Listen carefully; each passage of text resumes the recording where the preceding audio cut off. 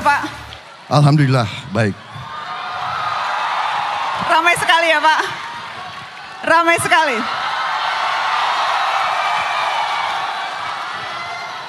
Terima kasih sudah meluangkan waktu hadir di Mata Najwa malam hari ini Bapak Prabowo. Terima kasih saya diundang. Bapak sudah kali keberapa ini ke UGM? Ingat sudah sering atau masih bisa dihitung jari Pak? Ya lumayan, sudah berapa kali ke sini. Sudah berapa kali? Ya. Pak, yang jelas dua bakal calon presiden sebelum ini, itu keduanya adalah alumni UGM. Bapak tidak gentar kan? Tidak. Hah? Karena sebelumnya yang... Mereka alumni Gajah Mada. Saya alumni Akademi Militer yang dosen-dosennya dari Gajah Mada. Dosen-dosennya dari Gajah Mada dan banyak killer juga. Jadi aku dapat banyak merah dari dosen Gajah Mada ini. Oke. Jadi belum tentu yang alumni lebih tahu Medan ya? Karena prajurit mungkin bisa lebih membaca Medan atau gimana Pak Prabowo? Mbak Nana, saya tidak membaca, saya merasakan Medan. Wis. Jadi rasanya kok ini banyak yang bersahabat begitu. Yang jelas Pak Prabowo bicara dengan banyak kelompok masyarakat, ke petani, ke nelayan, ke kiai dan sebagainya. Apa bedanya kalau bicara dengan mahasiswa Pak? Saya kira ya mahasiswa yang paling berkepentingan karena masa depan milik mereka semua. Mereka yang berkepentingan lihat bangsa kita menjadi bangsa yang hebat, bangsa yang maju, bangsa yang makmur, bangsa yang adil. Itu kepentingan mereka, karena itu mereka sangat berkepentingan untuk mengikuti perkembangan. Baik, Pak Prabowo, kita akan mulai diskusi kita malam ini Pak. Saya akan mempersilahkan Bapak nanti untuk waktunya 10 menit untuk memaparkan apa gagasan-gagasan Anda sebagai bakal calon Presiden Republik Indonesia. Kita akan dengarkan baca pres spill gagasan.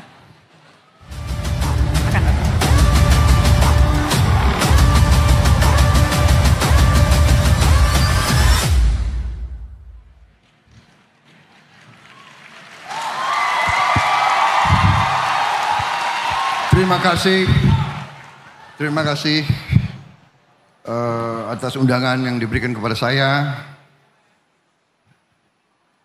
Bismillahirrahmanirrahim. Assalamualaikum warahmatullahi wabarakatuh. Salam sejahtera bagi kita sekalian. Shalom, Om Swastiastu, Namo Buddhaya. Salam kebajikan, selamat malam.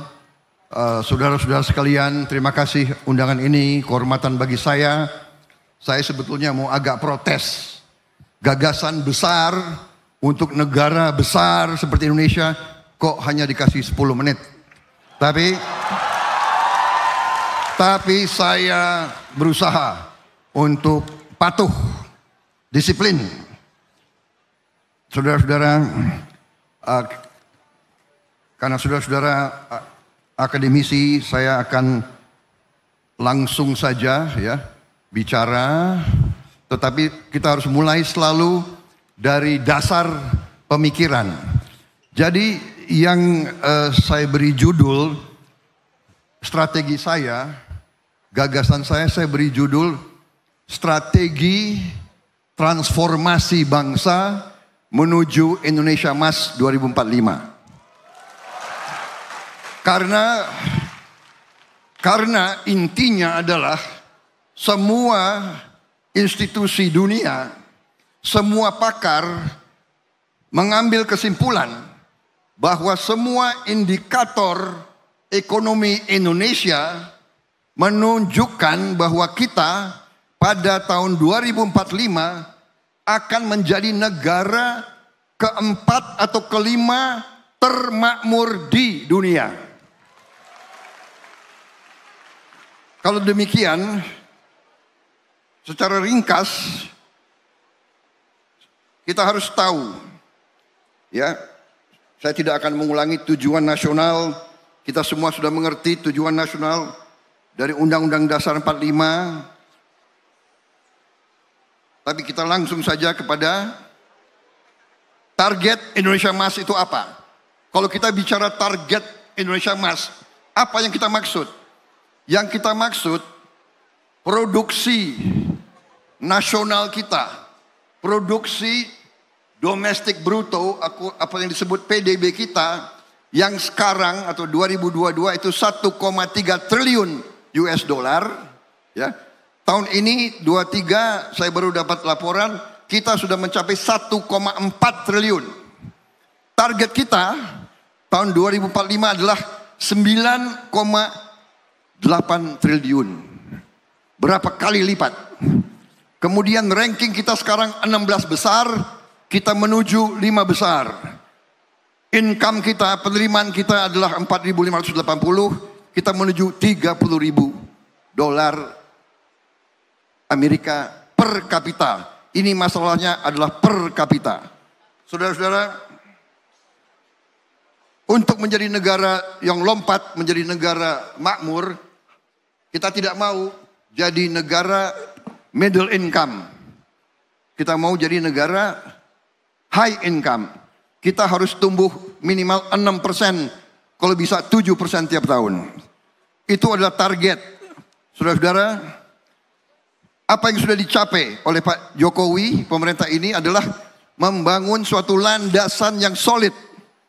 Kita sekarang dari 2014 produksi kita 890 miliar, sekarang sudah 1,3. Ya, dari neraca perdagangan yang minus 6 miliar, minus sekarang kita surplus 54 miliar dolar lebih. Saudara, ini adalah keberhasilan yang patut kita syukuri. Kita masih belum puas, masih banyak merata. Ya, kita perlu ada pemerataan yang lebih adil, tapi ini capaian. Ini adalah fondasi solid. Saya langsung saja karena dibatasi oleh Mbak Nana ya, 10 menit. Apa? Mencapai itu apa strategi kita?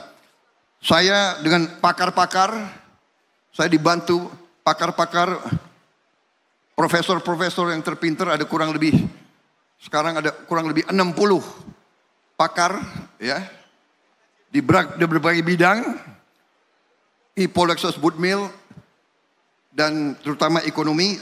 Kita merumuskan 17 program prioritas. 17. Yang pertama, kita harus mencapai swasembada pangan. Harus mencapai swasembada pangan. Dan saya yakin ini bisa. Kalau kita laksanakan dengan benar, kita bukan saja jadi swasembada, kita bisa jadi lumbung pangan dunia. Itu cita-cita. Kedua, kita harus berani memberantas kemiskinan. Kita harus berani dan kita mampu. Kita mampu menghilangkan kemiskinan di bumi Indonesia. Kemudian dalam rangka itu kita harus juga memberantas korupsi. Korupsi adalah penyakit yang akan menghambat kita dan harus kita selesaikan. Kita harus tingkatkan pelayanan kesehatan dan obat untuk rakyat. Kita harus kuatkan pertahanan negara. Kalau lemah kita akan diinjek-injek dan dijajah kembali. Saudara-saudara, tidak ada yang lemah bisa survive. Kita harus mencapai swasembada air. Air menjadi komoditas strategik. Air menjadi komoditas strategik. PBB sudah meramalkan kita akan mengalami krisis air. Untuk itu kita harus fokus kepada teknologi air dan sebagainya. Saya di Kementerian Pertahanan, ada Universitas Pertahanan di bawah pembinaan saya. Kita bentuk sekarang di Fakultas Teknik prodi khusus hidrologi, ilmu air kita bentuk, dan kita punya satgas air. Kita sudah mampu mencari air dengan tepat, kita drill air dan sudah produksi di mana-mana. Saudara-saudara sekalian, kita harus sempurnakan penyempurnaan keuangan negara. Sekarang kita harus lebih tingkatkan penerimaan dan cara penerimaan negara, keuangan negara. Kita harus menjamin ketersediaan pupuk, benih, dan pestisida langsung ke petani. Sekarang terlalu banyak perantara-perantara, ini kita harus sekarang jamin pupuk harus sampai ke petani. Kita harus lanjutkan hilirisasi dan industrialisasi, saudara-saudara sekalian. Kuncinya adalah ini yang akan mempercepat lompatan kita. Saudara-saudara sekalian, dengan hilirisasi, komunitas-komunitas kita sekarang di bawah kepemimpinan Presiden Joko Widodo, kita tidak mau komunitas kita, sumber alam kita diekspor, dijual murah ke bangsa lain. Kita tidak mau. Kita hentikan ekspor murah. Kita wajibkan mereka untuk melakukan pengolahan di Republik Indonesia. Saudara-saudara sekalian, dan ini membuat banyak negara asing tidak suka. Kita mau diboikot, tapi kita tidak gentar. Kalau tanpa hilirisasi, tidak mungkin kita menjadi negara makmur.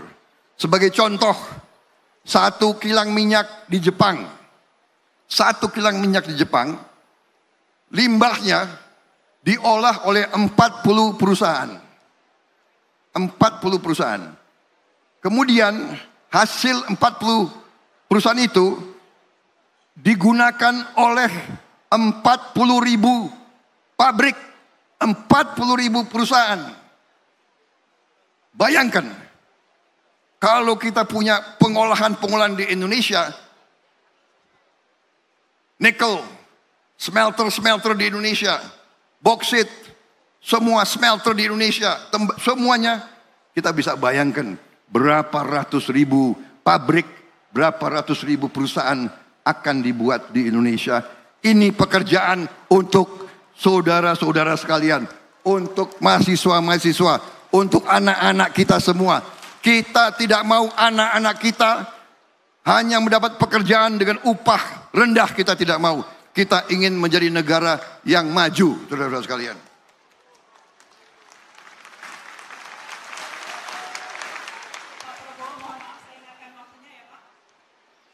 Ya sebentar lagi lah, Mbak Nana. Kalau gitu saya kasih bonus 1 menit ya Pak. Saya kasih bonus 1 menit. Rumah murah untuk masyarakat desa dan rakyat yang membutuhkan. Pemberantasan narkoba. Melanjutkan pemerataan ekonomi. Penguatan UMKM. Pembangunan IKN sebagai pemerataan.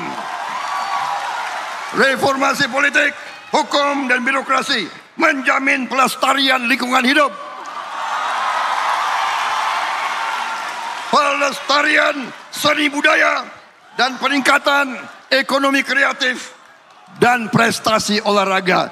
Kita ingin ikut Olimpiade. Kita ingin ikut Piala Dunia, saudara-saudara sekalian. Terakhir, 8 program hasil cepat.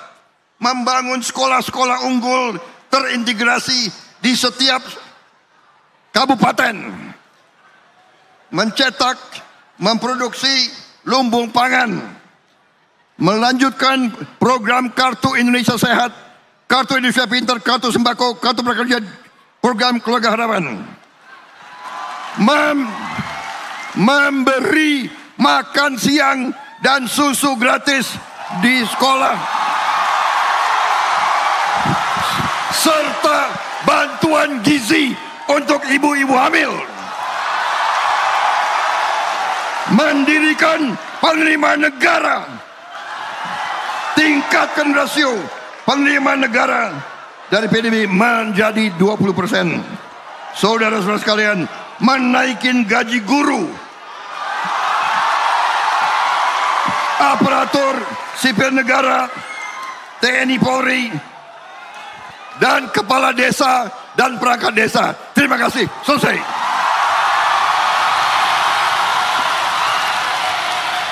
Terima kasih Bapak Prabowo Subianto.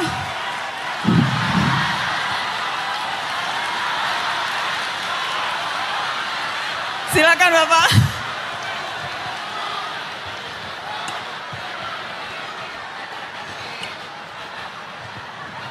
Bapak silakan minum kopi dulu.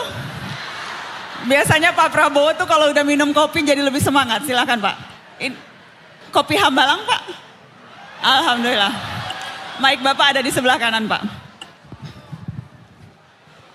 Tadi 10 menit masih kurang. Berarti mungkin kita harus bikin lagi ya Pak. Mungkin UGM atau kampus lain harus mengundang lagi Pak Prabowo karena 10 menit masih kurang katanya untuk pemaparan. Tapi yang jelas bisa kita pertajam di sini Pak. Kalau saya bicara ini saya bisa bicara 3 jam. Tapi saya tidak tahu mahasiswa tahan nggak duduk 3 jam itu.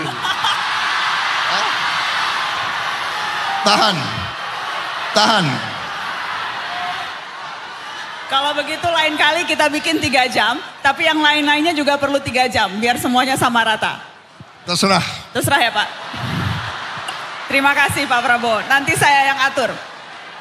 Bapak, sebelum masuk ke dialog lebih jauh, saya ingatkan lagi teman-teman, diisi slidonya, apa topik yang ingin teman-teman bahas dengan bakal calon Presiden Prabowo Subianto dan nanti yang urutan teratas akan saya tanyakan ke Pak Prabowo. Tapi sebelum itu Pak, saya mau tanya informasi yang rame beredar Pak hari ini. Saya mau konfirmasi langsung ke Bapak. Katanya dalam rapat kabinet, Pak Prabowo sempat emosional, kemudian menampar dan mencekik Wakil Menteri Pertahanan Harfiq Hasnul Kolbi. Itu informasi yang ramai beredar hari ini Pak. Saya juga kaget. Jadi saya itu jelas itu tidak benar ya. Tidak pernah ada rapat seperti itu. Saya juga jarang berhubungan dengan Wakil Menteri Pertanian. Mungkin saya pernah ketemu sekali sepintas. Saya urusannya selalu kan saya menteri.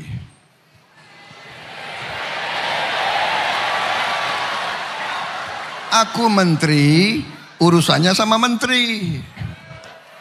Jadi pertemuan saya sama Pak Yassin Limpo, hubungan saya sangat baik. Saya tidak ngerti ya, ini ulah-ulah macam apa ya. Lucu, ya saya. Apa kira-kira tujuan kalau Pak Prabowo menebak-nebak tujuannya membuat rumor seperti itu, Pak Prabowo emosional, menampar bahkan mencekik di rapat kabinet disebutnya? Tapi saya dulu di fitnah lebih gawat lagi Pak. Mau kudeta lah, mau inilah, mau itu. Sedikit-sedikit mau berontak, nggak tahu muka saya muka kudeta kali ya. Jadi ini ya, ini koreksi kita ya.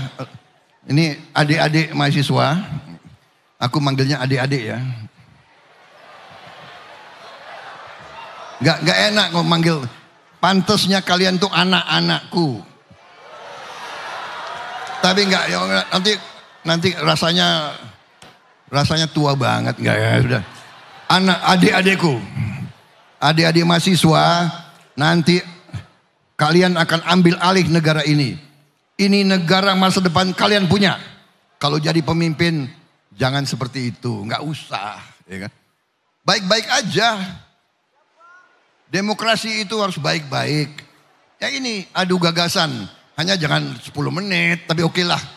Ya, Pak, jadi Pak Prabowo tidak akan menelusuri siapa yang menyebarkan rumor atau kemudian bahkan menempuh jalur hukum terkait itu atau seperti apa Pak? Saya begini, dari dulu saya punya guru-guru yang mengatakan kepada saya, Prabowo, kalau kau difitnah, ya kan? Itu tandanya kau diperhitungkan. Ya. Dan biasanya fitnah yang semakin kejam itu membalik kepada orang yang menyebarkan fitnah. Jadi Saya nggak pernah urus, saya serahkan kepada yang di atas aja. Mudah-mudahan yang lontarkan itu ya sadar ya. Nggak usah lah diterus-teruskan budaya kayak itu. Itu memalukan itu, benar nggak ya? Oke, jadi Anda akan menutup buku menganggap itu sudah biarkan?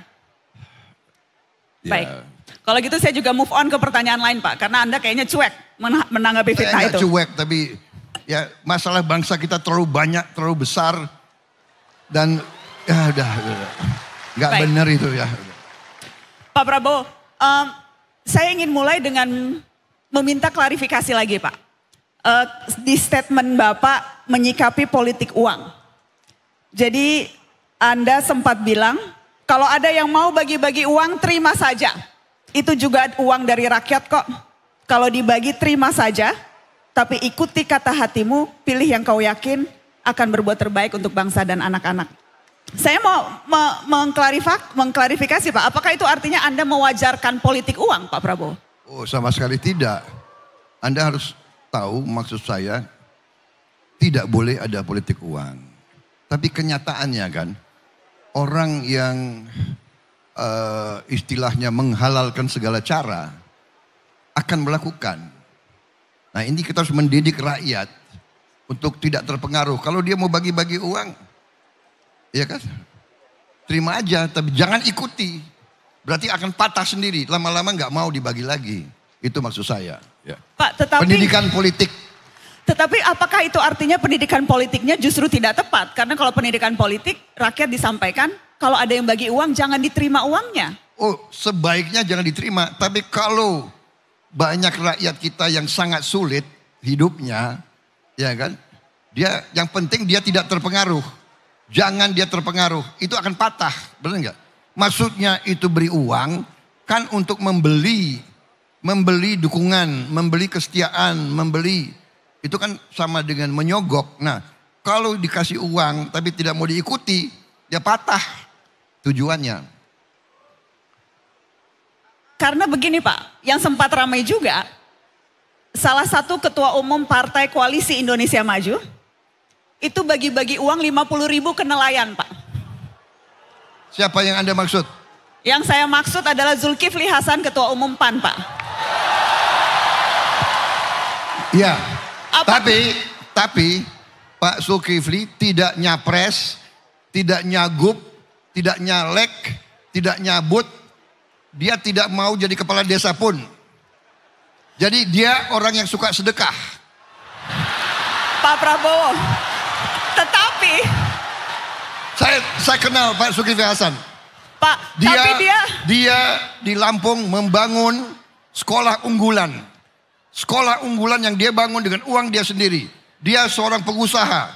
Sebelum masuk politik dia pengusaha. Pak Prabowo. Ya, dia berpihak kepada rakyat. Dia suka sedekah. Dan dia sekali lagi tidak nyalek, tidak nyagup, tidak nyabut, tidak menjadi wali kota, tidak mau jadi presiden. Tapi dia ketua umum partai, Pak Prabowo, tapi dia ketua umum partai yang mau partainya dipilih Pak. Menggunakan atribut atau warna yang menyerupai PAN. Pak, sebentar, pertanyaan saya Pak, apakah itu artinya Anda mau bilang tidak apa-apa terima uang PAN tapi jangan coblos PAN begitu? Karena kan tadi Anda katakan seperti itu Pak. Tunggu dong, kasih aku kesempatan menjawab. Silakan Bapak.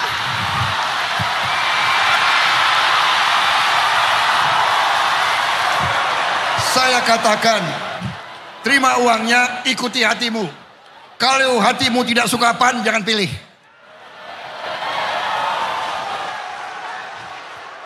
Jadi tetap Ikuti hatimu, ikuti hati nuranimu.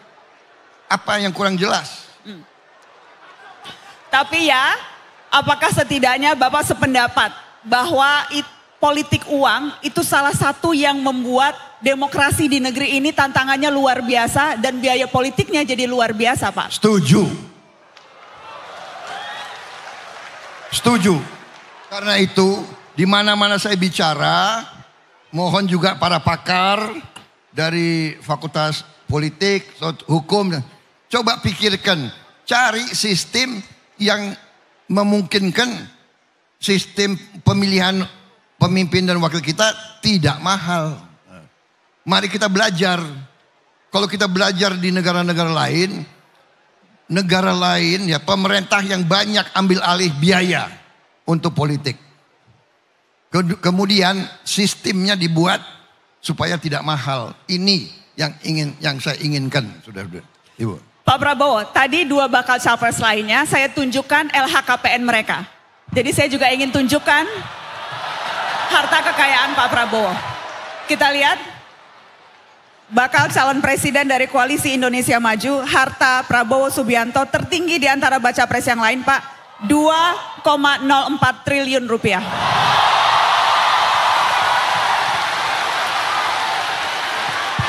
Pak Prabowo,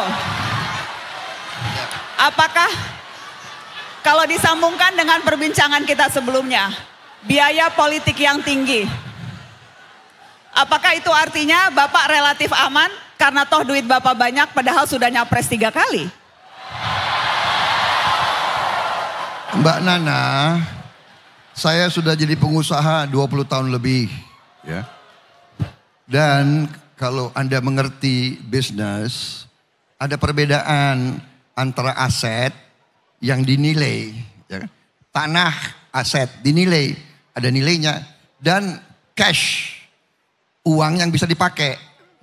Aset saya kalau dipelajari banyak aset, tapi juga yang tidak bersifat cash. Bahkan banyak aset saya, pabrik saya yang mandek karena saya tidak dapat kredit, karena saya tidak berkuasa 20 tahun. Mbak. Jadi Pak, saya punya karyawan ribuan, tidak saya PHK. Ya. Karena ya ini realita, saudara-saudara, ini realita. Ya. Jadi Pertanyaannya, Pak. saya tidak malu-malu, saya memang jadi pengusaha. Ya. Karena saya waktu pensiun saya hanya waktu itu hanya 900.000 rupiah. Sekarang pensiun saya 4,8 juta rupiah. Jadi kalau saya tidak berbisnis, saya nggak bisa hidup. Pak Prabowo, saya tidak mempersoalkan Bapak kaya. Bagus jadi orang kaya menurut saya Pak Prabowo. Tapi lebih ke konteksnya tadi pertanyaannya Pak, apakah itu artinya tidak perlu terlalu bersusah payah mencari modal politik karena sudah ada kekayaan, Pak Prabowo bisa makan tabungan, atau apa strategi untuk pembiayaan politik kita yang sedemikian mahal seperti yang tadi Pak Prabowo sampaikan? Saya kira bukan aman ya, dalam arti yang saya katakan tadi, apakah umpamanya ya saya punya tanah yang sudah berapa puluh tahun ya kan, tentunya nilainya tambah di atas kertas. Kalau saya butuh uang, saya mau jual, siapa yang mau beli? Belum tentu ada yang mau beli, ya kan?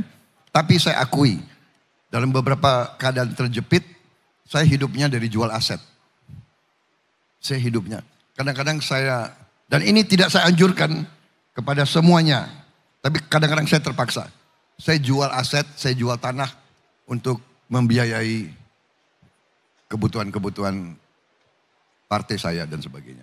Terima kasih. Tapi sekarang, boleh dong gue jawab. Boleh ya. Pak. Enak aja diinterogasi terus. Pak Prabowo soalnya udah mau bikin mata bowo katanya. Begini. Sekarang saya dengan gagah berani mengatakan partai saya yang banyak membiayai saya. Kalau saya panggil anggota saya, mereka kadang-kadang bayar sendiri. Nah itu. Jadi kalau partai yang semangat, partai punya idealisme, dia akan bayar sendiri. Itu yang saya mau ingin sampaikan. Jadi sekarang self-financing sudah berjalan. Contoh, tidak pernah saya kasih uang untuk Gerindra di provinsi, Gerindra di kabupaten, tidak. Mereka sendiri. Mereka bikin kantor sendiri. Mereka bangun kantor sendiri di mana-mana. Ya, kita adalah partai dari bawah. Terima kasih, Mbak Nana. Terima kasih, Bapak Prabowo. Pak, saya mau tunjukkan apa hasil polling, apa topik yang paling banyak hendak dibahas bersama Pak Prabowo. Nomor 1 korupsi dan penegakan hukum, kebebasan berpendapat. Oke, kita mulai dari nomor 1 Pak, korupsi dan penegakan hukum. Pertanyaan saya akan nyambung dengan yang tadi Bapak sampaikan. Soal partai politik dan juga komitmen atas anti korupsi. Kalau bicara soal itu Pak, faktanya sekarang ada 67 caleg DPR dan DPD yang merupakan mantan terpidana kasus korupsi. Dan 2 diantaranya Pak, itu kader Anda. Pertanyaannya. Tunggu. Ada jawabannya. Saya belum nanya, Bapak udah siap jawab. Bapak, kenapa Pak? Kenapa diloloskan Pak? Kalau komitmen anti korupsi, kenapa ada 2 kader koruptor Pak? Saya mau jawab. Silakan.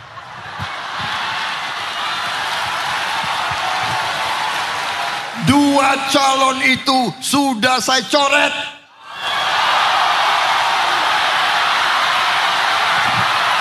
Anda akan mencoret. Sebentar, saya mau pastikan dulu. Saya mau pastikan. Sudah saya coret.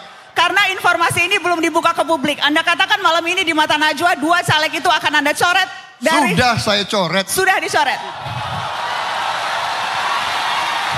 Karena calon legislatif kita saya kira berapa belas ribu itu. Berapa belas ribu calon. Ya kadang-kadang verifikasinya lolos begitu ya. Tapi begitu Anda tahu mereka mantan narapidana. Coret. Baik.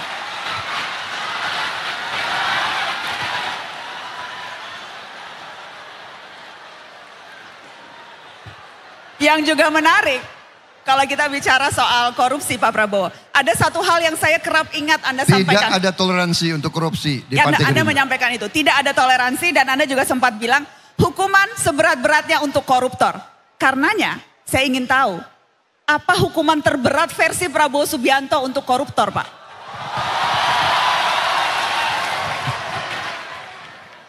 Jadi menurut pendapat saya, apa yang sudah ada sekarang sudah cukup menjera. Bayangkan orang yang korupsi ya disita hampir semua kekayaannya, dimiskinkan. Selain hukumannya cukup panjang. Ada yang berapa puluh tahun dan sebagainya. Saya kira asal kita laksanakan dengan benar, ini cukup jera. Saya tahu maksud beberapa orang. Maunya kan hukuman mati seperti di Tiongkok. Ya kan? Ternyata orang kalau nekat, ya nekat aja. Di Tiongkok sudah ada hukuman mati. Masih ada korupsi yang besar-besaran di sana. Jadi kalau menurut saya, cara mengatasi korupsi, kita harus mulai dengan sistemik. Sistemnya dibuat. Ya. Jadi contoh, ya sekarang pemerintah sudah naikin gaji 8%. Menurut saya setelah saya hitung kekayaan negara kita dan potensinya dan sebagainya, kita mampu menaikkan secara signifikan gaji hampir semua pejabat yang punya wewenang menentukan. Saya kira itu yang bisa kita lakukan.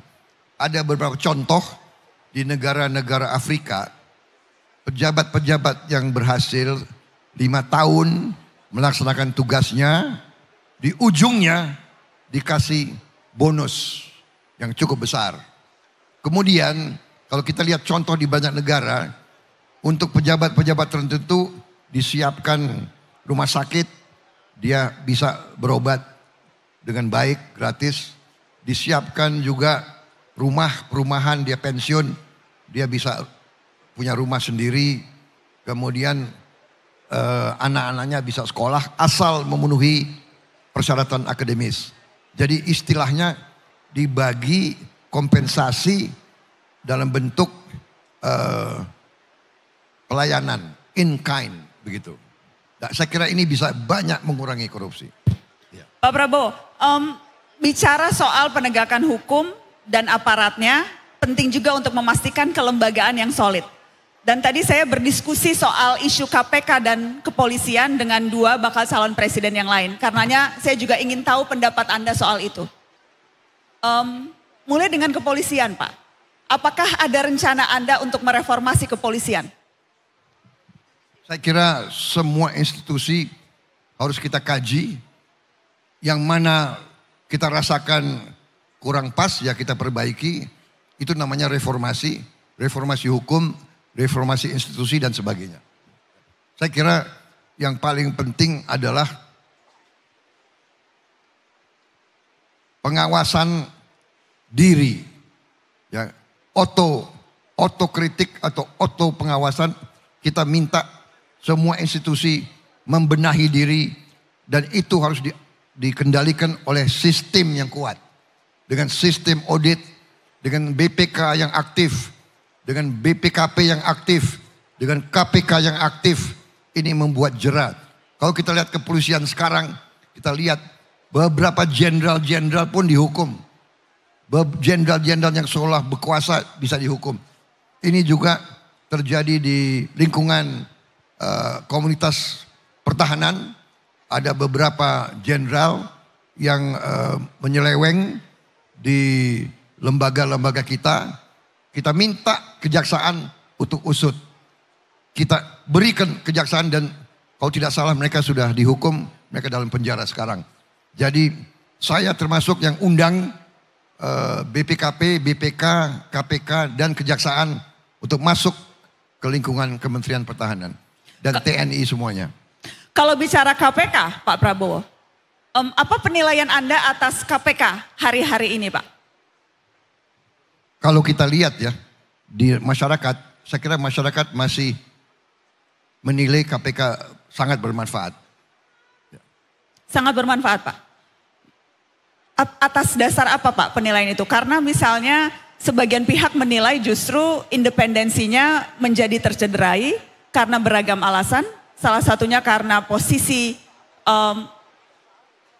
KPK sebagai institusi ada di bawah eksekutif, kemudian juga menjadi PNS. Belum lagi kewenangan-kewenangan yang dimiliki KPK sekarang juga sudah tergerus lewat revisi Undang-Undang KPK. Apakah penilaian itu menurut Anda akan bisa membuat Anda berpikir untuk merevisi Undang-Undang KPK yang dinilai melemahkan KPK saat ini, Pak? Ya kita nanti akan kumpulkan stakeholder, pakar-pakar hukum dari berbagai sumber dan kita cari yang terbaik untuk bangsa. Kita harus cari yang terbaik untuk bangsa. Tapi sejauh ini Anda merasa KPK masih melakukan tugasnya dengan maksimal? Atau ada penilaian yang memang wajar kalau orang kecewa terhadap institusi ini? Saya kira ya kita ini membangun negara pasti banyak kita kecewa. Pasti banyak yang kita tidak puas, ya kan? Saya kira itu wajar, ya kan? Dan memang benar bahwa harus ada pengawasan karena kekuasaan condong untuk membuat orang korup. Semakin kuat, semakin absolut kekuasaan, semakin condong orang berbuat korupsi yang absolut juga. Jadi harus kita awasi terus, harus kita cari upaya-upaya memperbaiki. Begitu. Baik, apa topik... Tapi yang penting jangan ada kesan ini tidak baik, bubarkan. Nah itu jangan. Jadi tidak setuju dibubarkan ya Pak? Baik, Pak Prabowo tadi yang kedua teman-teman ingin kita berdiskusi soal kebebasan berpendapat Pak. Atau kebebasan berekspresi. Ini juga topik yang muncul di dua diskusi saya sebelumnya. Dan supaya fair pertanyaan saya juga akan sama persis Pak yang saya tanyakan kedua bakal calon presiden sebelumnya. Saya ingin minta Pak Prabowo memberikan penilaian dari skala 1 sampai 10. Seberapa bebas kita bisa berpendapat hari-hari ini di negeri tercinta, Pak? Kalau saya rasanya ya kira-kira 1 sampai 10 mungkin 8 begitu. 8. Pendapat saya ya.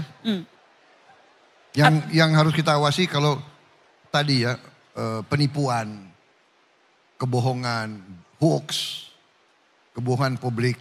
Ya kan, hate speech, maki-maki, menimbulkan kebencian antara suku, agama, ras ini rawan untuk kita. Ya. Tapi selebihnya saya lihat lumayan lah kita. Lumayan ya Pak? Dibandingkan dengan beberapa negara tetangga kita ya. Dan tentunya penilaian itu bisa berbeda tergantung dari sudut pandang yang mana. Tapi saya ingin tanya kalau begitu spesifik soal ini Pak, soal pasal penghinaan terhadap presiden dan kekuasaan umum yang ada di KUHP. Yang kerap jadi pasal karet yang menjerat mereka yang mengkritik presiden atau mengkritik kekuasaan umum. Seberapa itu menurut Anda penting untuk dipertahankan? Itu sebetulnya belum berlaku pasalnya. Tetapi banyak yang bilang itu salah satu indikator yang akan membuat orang ragu kritik kepada presiden. Dan apakah ketika Anda menjabat sebagai presiden nanti, Anda akan menggunakan pasal itu kepada orang yang Anda rasa menyerang kehormatan Anda, Pak Prabowo? Kalau saya pribadi udah sering saya difitnah, ya, jadi saya itu nggak terlalu menanggapi, saya pribadi. Tapi kalau kita lihat Pak Joko Widodo sendiri kan ada seorang intelektual yang mengatakan dia bodoh, tolol, dan sebagainya. Kan Pak Jokowi biasa-biasa aja, nggak nanggapi juga. Ya kan? Nggak ada beliau ngadu-ngadu ke hukum dan sebagainya. Ya jadi ini saya kira lumayan lah kita, lumayan. Dan Indonesia lumayan. Banyak negara tetangga kita menilai kebebasan kita sangat luar biasa. Ya, di negara sebelah Anda harus tahu ya. Di Singapura umpamanya ya, itu semua stasiun televisi, semua televisi itu milik pemerintah. Semua koran milik pemerintah. Jadi kalau nggak salah di Malaysia juga hampir semua koran besar dimiliki pemerintah, ya dan sebagainya. Satu lagi Pak. Jadi agak lumayan lah kita, Mbak Nana, lumayan gitu ya. Lumayan ya Pak. Nanti bersama-sama kita bikin yang lebih baik lagi, ya. Pak, satu lagi sebelum saya lempar ke audiens, karena saya ingin minta sikap Bapak soal revisi Undang-Undang ITE yang saat ini sedang dibahas di DPR dan memakan banyak korban karena ada banyak pasal karet di sana. Apa pendapat Anda soal Undang-Undang ITE itu, Pak? Dan saya mau jujur ya, nanti saya akan pelajari lebih dalam. Terus terang aja saya tidak mengikuti semua rancangan undang-undang. Ya. Itu juga di luar bidang saya sebetulnya. Ya. Saya kan Menteri Pertahanan sekarang ini. Tapi ya. pada prinsip saya mengikuti, tapi intinya, saya kira intinya yang kita khawatir adalah bahwa nanti platform itu dipakai untuk mengujar kebencian, untuk manas-manasin kebencian, dan sering dengan kebohongan, sering dengan hoax, ya kan, dan sebagainya. Ini rawan. Ini menurut saya itu harus diperhatikan. Yang juga rawan adalah ketika itu justru dipakai untuk kriminalisasi, ketika itu justru dipakai untuk melaporkan ke polisi tindakan-tindakan yang sebetulnya sah dilakukan. Jadi ada dua sisi mata uang untuk melihat itu, Pak Prabowo. Ya, itu tidak hanya di negara kita, Mbak Nana, di seluruh dunia seperti itu, ya. Di Baik. seluruh dunia seperti itu. Jadi yang penting kebebasan berpendapat sangat penting untuk check and balance, untuk mengawasi pejabat, untuk mengawasi penguasa. Baik, Pak Prabowo, saya akan kasih kesempatan ke Sivitas Akademika di UGM untuk bertanya langsung. Yang pertama adalah Dr. Kuskrido Ambardi atau Mas Dodi Ambardi, dosen Departemen Sosiologi Visipol UGM. Mas Dodi ada di mana? Silakan Mas Dodi, waktu untuk Anda bertanya ke Pak Prabowo.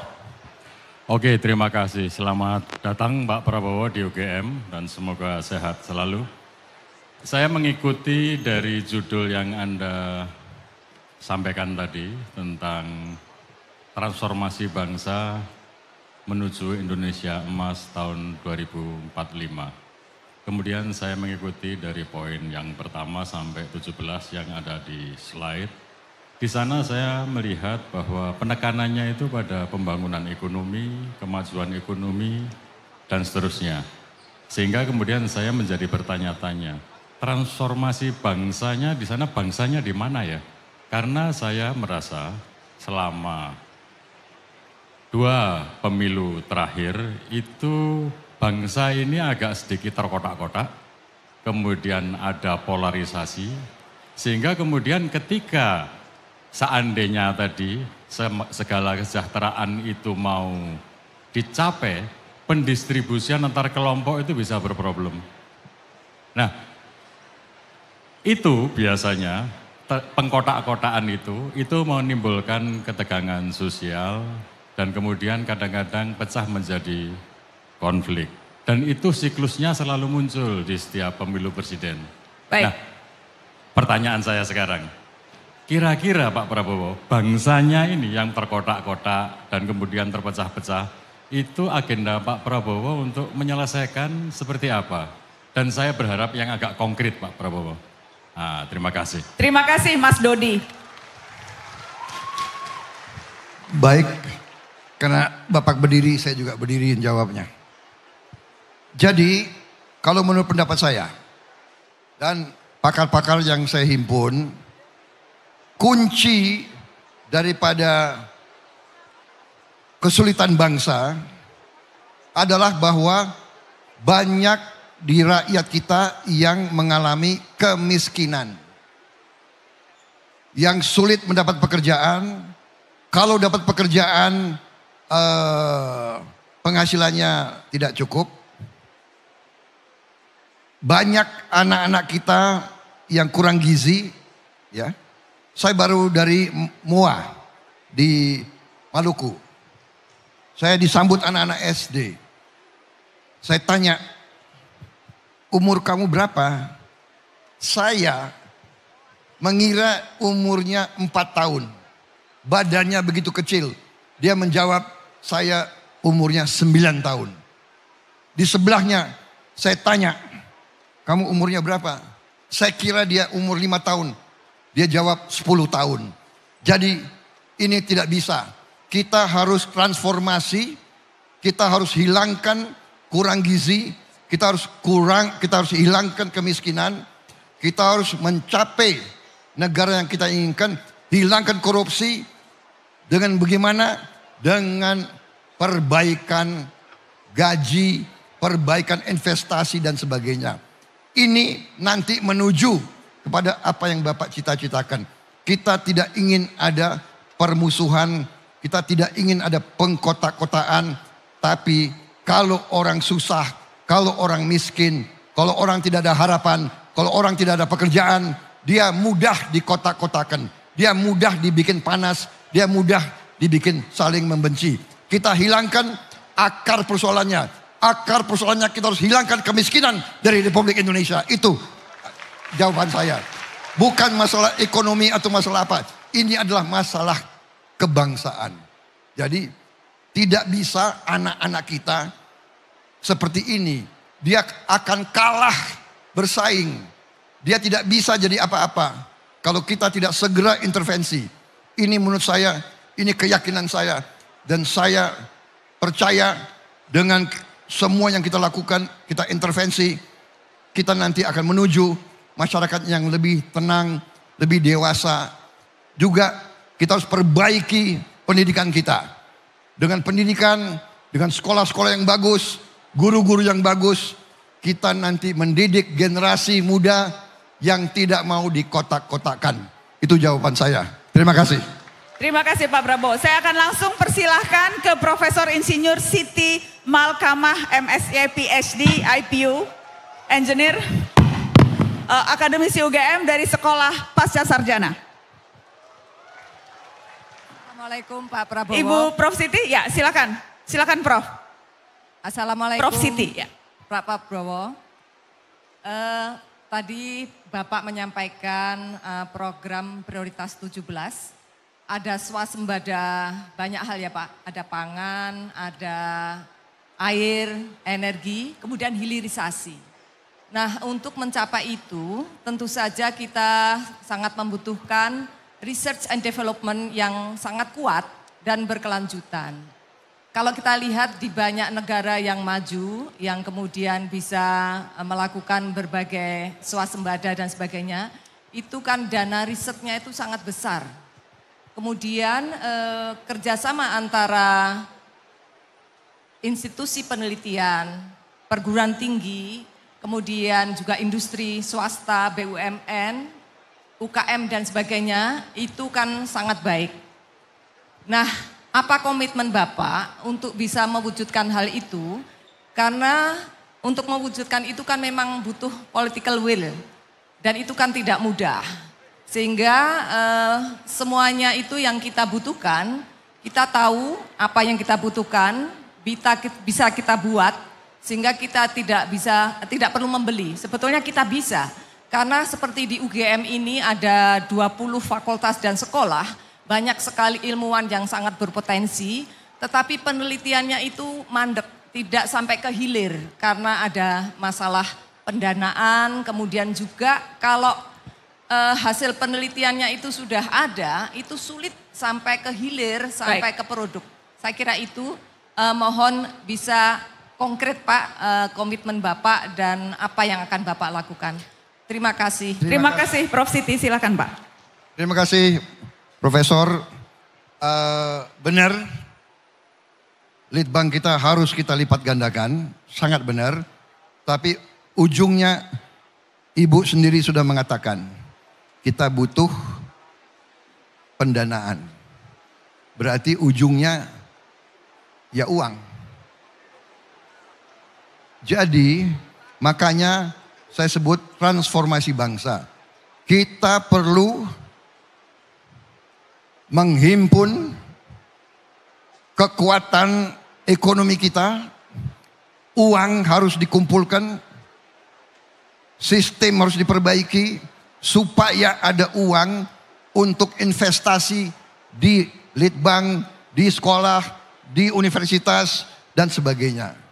Jadi ujung-ujungnya uang alat untuk kita kejar ketertinggalan. Sebagai contoh, sekarang ya, penerimaan kita, penerimaan pemerintah sebagai rasio, sebagai persentase dari GDP kita. Hasil kita sebagai bangsa adalah tahun ini 1,4 triliun.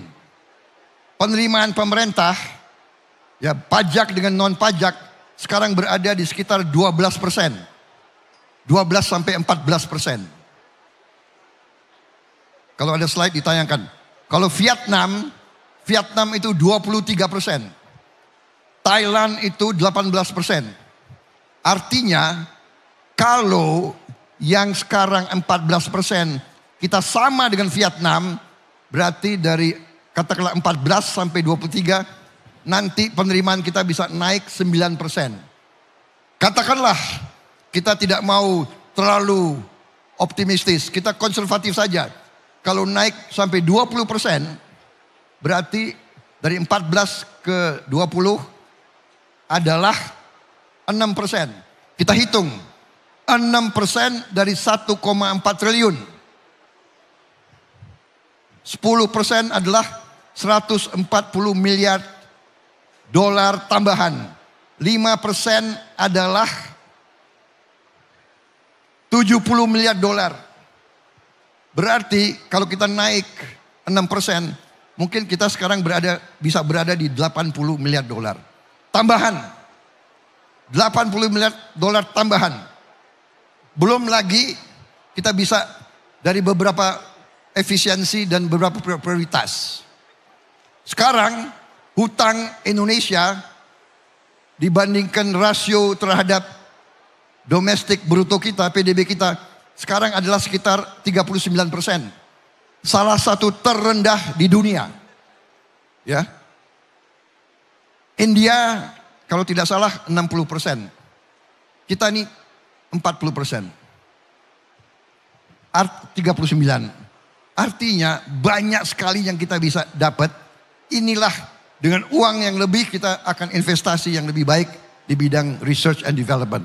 Tapi saya setuju research and development kunci bagi kita untuk take off. Contoh, saya sekarang ikut ada Universitas Pertahanan di bawah saya sebagai Menteri Pertahanan. Kita punya fakultas teknik. Kita punya ahli-ahli yang bisa menemukan air dengan teknologi geolistrik kita bisa ketemu air dengan akurasi yang sangat tinggi. Yang penyimpangannya hanya 5 meter. Ini kita sudah berhasil menemukan air di tempat-tempat yang susah. Di Pulau Moa, di Lombok, di Sumbawa, di Gunung Kidul. Di tempat yang nggak bisa dapat air, kita bisa ketemu air. Kita ketemu air. Tim kita ini hasil Litbang. Hasil Litbang. Dan sekarang di Unhan kita sedang uji coba teknologi air dari udara. Juga mencari sungai-sungai di bawah tanah yang keluar di laut. Dan desalinasi. Kita sudah bisa bikin desalinasi sendiri di Indonesia. Anak-anak kita sudah bisa. Memang masih mahal. Masih mahal. Tidak terlalu ekonomis. Jadi ini yang saya maksud. Bahwa research and development benar ada. Saya yakin di universitas itu ada. Saya ke Universitas Ahmad Dahlan. Ada profesor di situ yang bisa mengembangkan teknologi pertahanan yang luar biasa. Dia bisa bikin peluru kendali anti udara yang luar biasa. Di banyak-banyak fakultas ada seperti itu. Saya setuju. Memang harus dibantu. Anggaran Litbang harus ditingkatkan. Caranya bagaimana? Transformasi bangsa, ekonomi. Kita harus benar-benar kita lanjutkan apa yang sudah dirintis oleh pemerintah pendahulu kita. Terima kasih. Terima kasih Pak Prabowo. Saya akan langsung kasih kesempatan ke mahasiswa perwakilan BEM, Gibran Muhammad Nur, yang juga mahasiswa Fakultas Peternakan UGM.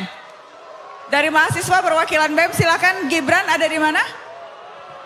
Silakan. Baik. Selamat malam, Letnan. Kita dengarkan teman-teman. Kita dengarkan. Selamat malam, Letnan Jenderal Prabowo Subianto. Di sebelah situ Pak Prabowo. Yang berbaju, boleh dada-dada Bran? Nah, namanya Gibran Pak. Tapi bukan Gibran Raka Buming Raka Pak. Ini Gibran Muhammad Nur. Terima kasih Pak Prabowo sudah berkenan hadir di tengah-tengah kita. Tentu Pak Prabowo sangat identik dan sangat dikenal oleh teman-teman mahasiswa, terutama aktivis. Seperti Nezar Patria, Budiman Sujatmiko, atau bahkan Aris Sujito. Saya ingin menanyakan dua hal Pak Prabowo. Yang pertama, saya penasaran dengan roadmap pendidikan seperti apa yang hendak Pak Prabowo berikan ketika Pak Prabowo berkuasa.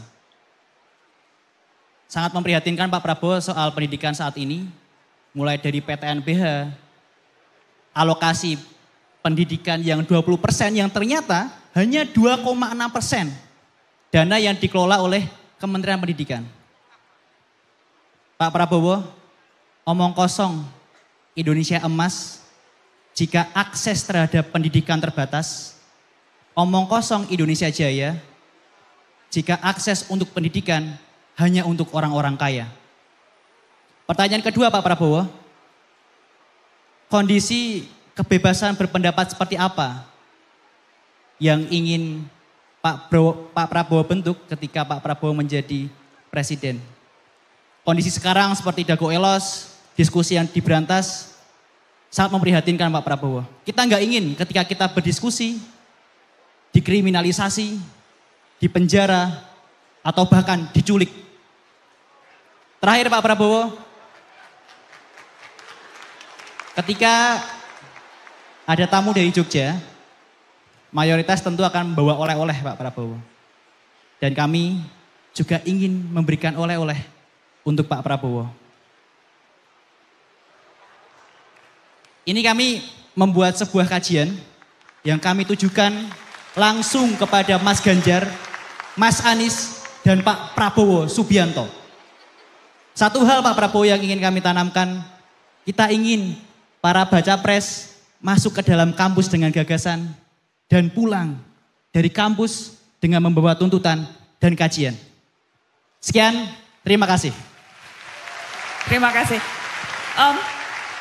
Pak Prabowo, apakah Bapak bersedia menerima kajian yang diberikan oleh mahasiswa? Gibran, itu kajiannya betul, itu data dokumen kajian kan? Iya Mbak. Anda mau kasih langsung ke Pak Prabowo? Boleh.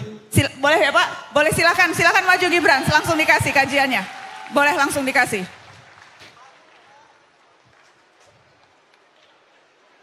Boleh lewat sini.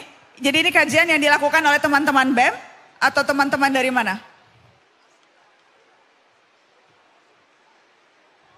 Oke. Dari BEM, silakan bisa langsung dikasih. Terima kasih. Ada 3 pertanyaan tadi Pak Prabowo. Roadmap pendidikan yang pertama. Iya. Jadi kalau pendidikan saya sangat sependapat. Pendidikan adalah kunci dari pembangunan bangsa. Pendidikan adalah sangat kunci. Karena itu kalau Anda perhatikan tadi 17 prioritas ya. Mungkin bisa ditayangkan kembali. Di situ yang pertama adalah saya sependapat. Pendidikan tidak boleh hanya orang kaya yang punya akses. Saya sangat sependapat. Dan karena itu saya dari dulu puluhan tahun saya menghanut filosofi ekonomi Pancasila. Bukan ekonomi neolib. Bukan ekonomi kapitalisme neoliberal. Anda cek semua tulisan saya, semua pidato saya 30 tahun. 25 tahun, 30 tahun. Mungkin sebelum Anda lahir. Di mana justru ekonomi Pancasila adalah ekonomi, falsafah ekonomi yang dikembangkan di Universitas Gadjah Mada. Tokoh-tokohnya dulu adalah Profesor Mubiarto. Kemudian kalau dari UI, Profesor Sri Adi Swasono. Juga di sini mungkin masih ada Profesor Refrison. Ya, kemudian Ibu Henry Saparini. Ya. Jadi kita ini berbeda. Dengan faham ekonomi liberal, universitas negeri dibuat lebih sulit akses untuk orang miskin. Di Universitas Pertahanan, begitu saya masuk, saya bikin 4 fakultas baru S1 dan kita buka pendaftaran hanya dengan persyaratan akademis.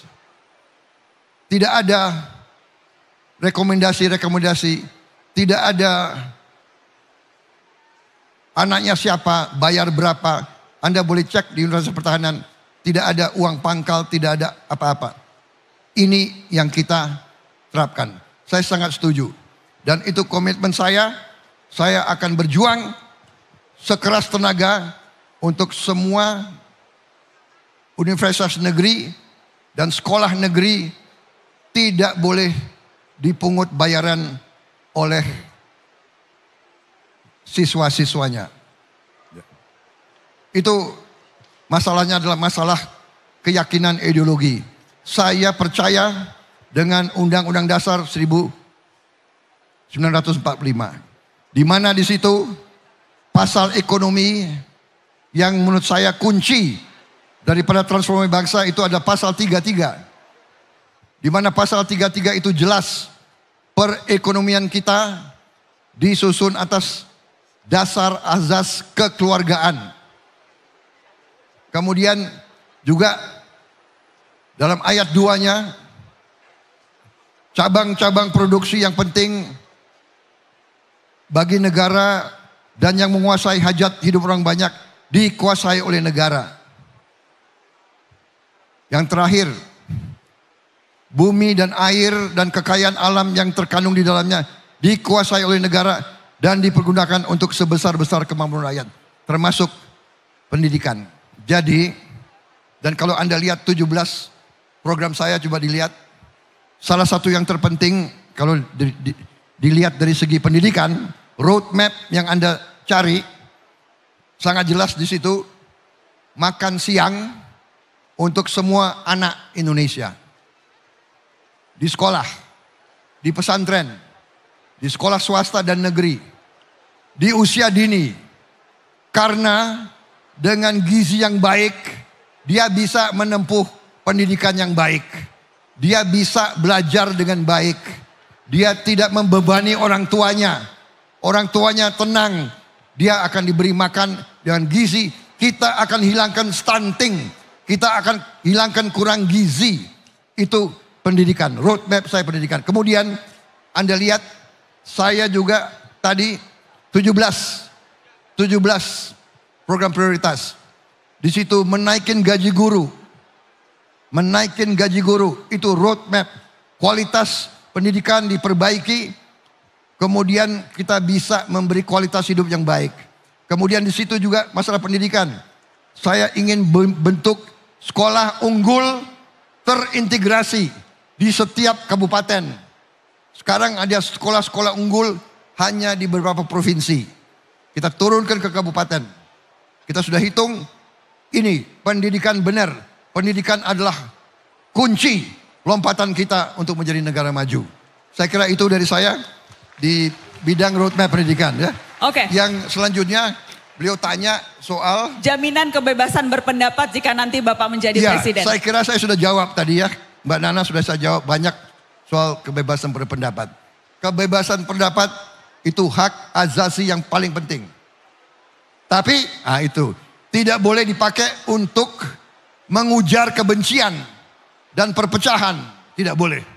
Tidak boleh menghina agama lain, suku lain, ras lain. Kebebasan berpendapat harus ada tanggung jawabnya. Kita harus hidup rukun. Kunci keberhasilan kita adalah Indonesia, terutama para pemimpinnya harus hidup rukun, harus bisa kerjasama. Tidak ada dalam sejarah manusia, Anda periksa, tidak ada kemakmuran tanpa perdamaian. Tidak ada kemakmuran tanpa kerjasama elit, kerjasama pemimpin. Saya kira itu jawaban saya. Dan yang ketiga. Yang ketiga tadi menyerahkan kajian yang sudah kemudian diterima oleh Pak Prabowo. Yang ketiga terima kasih. Saya terima, akan saya pelajari. Dan kita akan bersama-sama. Ini masa depan Anda. Kita akan berbuat untuk Anda, saudara-saudara sekalian. Terima kasih. Baik, saya akan kasih kesempatan sekarang untuk audiens yang hadir. Baik. Saya ingin ke belakang mungkin. Saya ingin ke belakang. Mungkin ada perempuan, saya ingin ada mahasiswi. Baik. Yang paling belakang baju hitam berkacamata yang lagi dada-dada, silakan adek ya yang itu. Baik. Dan masih ada waktu nanti untuk satu lagi penanya mudah-mudahan. Ya silakan. Mic-nya tolong dikasih di sebelah sana. Boleh ke sebelah sana? Ya. Itu. Silakan. Oke. Assalamualaikum warahmatullahi wabarakatuh. Waalaikumsalam. Singkat saja Mbak Nana, terima kasih sekali atas kesempatannya. Selamat malam juga untuk Pak Prabowo.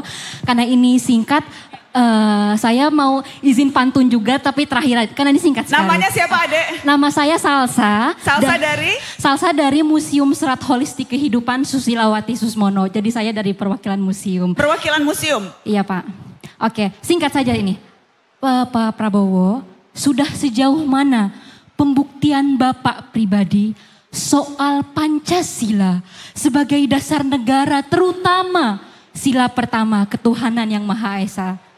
Karena Pak Prabowo tanpa membuktikan sila pertama yaitu hablum minallah, tidak mungkin Pak, tidak mungkin sila kedua hingga sila kelima yaitu hablum minannas dapat terwujud.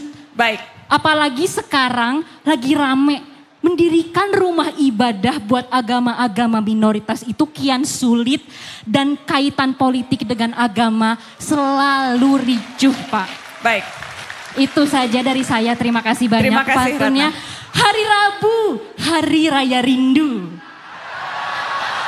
Hari Selasa, hari kita semua mendengar janji yang perlu jadi nyata. Terima kasih Ratna. Terima kasih Mbak Nana, Pak Terima Prabowo. kasih. Pak Prabowo, silakan dijawab tadi. Bagaimana perwujudan sila pertama Pancasila? Yang akan bisa... Jadi- Ya, silakan Pak. Saya kira ini sesuatu yang mendasar, jadi memang benar. Kalau Anda lihat ya tadi, bahkan program ekonomi pun saya dasarkan kepada Pancasila. Kalau Anda lihat prinsip pertama ya, di prinsip ekonomi saja kita taruh di situ bahwa ekonomi Pancasila yang pertama harus ekonomi yang religius. Ya. Jadi kemudian kalau kita lihat di berbagai kehidupan, bahkan di tentara, kalau kita lihat azas kepemimpinan, di tentara azas yang pertama adalah takwa. Ya. Jadi saya kira ini benar, kita harus junjung tinggi kebebasan beragama, menghormati ibadah, menghormati semua hak warga negara untuk menjalankan agama dengan sebaik-baiknya. Saya kira itu jawaban saya. Terima kasih. Pak Prabowo, saya ingin follow up sedikit dari yang tadi dikatakan soal bagaimana memastikan undang-undangnya sudah ada, hak beragama sudah ada, peraturan menterinya sudah ada, tapi dalam prakteknya kerap kali sulit untuk mendirikan rumah ibadah di negeri ini, Pak Prabowo. Dalam prakteknya harus ada sejumlah tanda tangan yang dikumpulkan dan kemudian terkadang nyangkut di aparat pemerintah desanya atau aparat pemerintah level tertentu. Jadi undang-undangnya sudah ada, hak fundamentalnya sudah ada, prakteknya masih sulit, Pak. Ya, ini saya kira PR kita bersama ya. Kita tadi saya katakan setiap situasi, kondisi dan persoalan yang kita rasakan sekarang belum bagus, kita harus perbaiki. Untuk itu marilah kita lakukan tahap demi tahap. Kita kumpulkan para tokoh, kita kumpulkan para pakar, kita kumpulkan stakeholder, dan kita cari jalan yang terbaik. Jalan keluar yang terbaik, dan salah satunya adalah terutama melalui pendidikan, melalui proses dan pelaksanaan pendidikan. Kita harus mengajarkan kehidupan beragama yang baik dari sejak dini. Saya kira itu jawaban saya. Baik, Pak Prabowo, ada satu pertanyaan dari netizen Pak yang muncul lewat live streaming. Pertanyaannya seperti ini dari Edgar Elezar. Gen Z dan anak muda sekarang rentan terkena depresi dan mental health. Apa pandangan Pak Prabowo soal itu? Soal tantangan anak muda sekarang yang rentan depresi. Dan apa yang bisa dilakukan seorang presiden nantinya soal isu mental health dan depresi yang rentan dialami oleh anak muda. Kembali, saya selalu kembali keyakinan saya, akar masalah adalah pendidikan. Dari usia dini dan seterusnya. Iklimnya, kualitasnya, guru-gurunya, terutama gizinya. Gizinya bagus, anak-anak kuat, tahan fisik, tahan mental, insya Allah depresi akan berkurang, kalau bisa depresi hilang. Baik. Saudara-saudara, adik-adikku, masa depan Anda percayalah gemilang, luar biasa kekayaan kita. Anda harus gembira, tidak usah depresi, gembira menyongsong masa depan. Terima kasih. Pak Prabowo, ini sudah di ujung dialog kita malam ini, Pak. Dan seperti... Kalau bisa saya seumur kalian, saya lebih gembira lagi. Apa yang Bapak ingat waktu lagi umur-umur segini, Pak? Semangat. Semangat. Gembira terus waktu itu, Bapak. Gembira terus. Semangat. Karena ini nyambung dengan pertanyaan penutup, Pak. Jadi saya ingin minta Bapak Prabowo untuk refleksi. Refleksi atas perjalanan hidup selama ini? Dan apa bayangan yang akan bisa dijadikan pegangan Pak Prabowo ketika akan, ini cerminnya Pak, ini cermin. Jadi kalau refleksi itu kami ibaratkan cermin yang saya minta Pak Prabowo,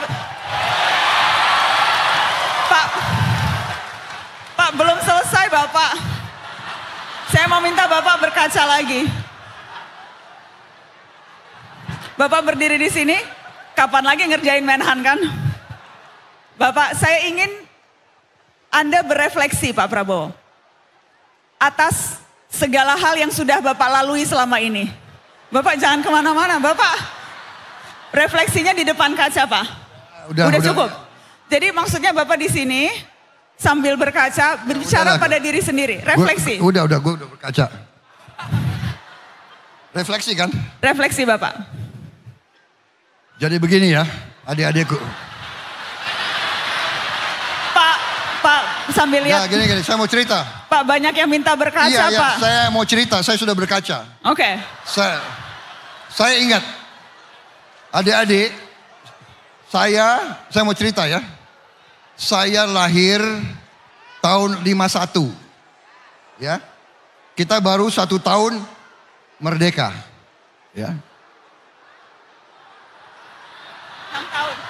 Ya, maaf. Proklamasi tahun 45, tapi penyerahan kedaulatan baru tahun 50. Ya, 49. Karena kita harus perang. Penjajah gak mau pergi, kita harus perang. Saya mau cerita begini. Ya. Waktu itu, saya mau cerita, begitu saya sekitar umur 22, 23, 24, saya perwira di tentara, saya bawa anak buah saya berenang di kolam renang Manggarai. Waktu itu masih ada kolam renang di Manggarai. Dan waktu saya berenang, saya lihat ada dinding. Dinding dari marmer, tapi tertutup oleh lumut. Saya suruh bersihkan lumut. Dan saya baca, di situ ada tulisan, Honden en inlander verboden. Ya, artinya anjing dan pribumi dilarang masuk kolam renang. Itu tahun 75 saya baca. Jadi adik-adik sekalian, dulu kita dijajah, kita dibantai, kita diperbudak, kita dimiskinkan, dan kita dianggap lebih rendah dari anjing. Anda minta saya refleksi. Saya pernah hidup di tengah orang Eropa. Saya ingat, saya waktu itu satu-satunya murid yang bukan kulit putih. Tiap hari saya diejek oleh guru saya. Tiap hari dibilang bangsa monyet, ini itu. Prabowo, your people live on trees. Saya alami. Saya sekolah di beberapa negara, selalu mereka bilang begitu. Rakyatmu tinggal di pohon, kamu, saya mengalami. Jadi kalau Anda minta saya refleksi, saya ingin melihat sebelum saya meninggal, Indonesia menjadi negara bermartabat, negara terhormat. Saya ingin lihat tidak ada kemiskinan di Republik Indonesia. Saya ingin lihat anak-anak Indonesia kuat, gembira, senyum, orang tuanya gembira. Itu, Mbak Nana, itu yang mendorong saya. Kalau Anda minta refleksi saya tidak mau bangsa saya dihina terus. Saya ingin bangsa saya terhormat, berdiri di atas kaki sendiri. Saya ingin melihat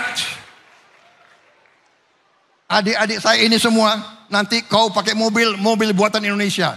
Kau naik motor buatan Indonesia. Kau pakai jam jam buatan Indonesia. Kau pakai sabun, sabun buatan Indonesia. Kau pakai parfum, parfum buatan Indonesia. Kau pakai sepatu, sepatu buatan Indonesia. Itu Mbak Nana, itu yang saya cita-citakan. Terima kasih. Selesai.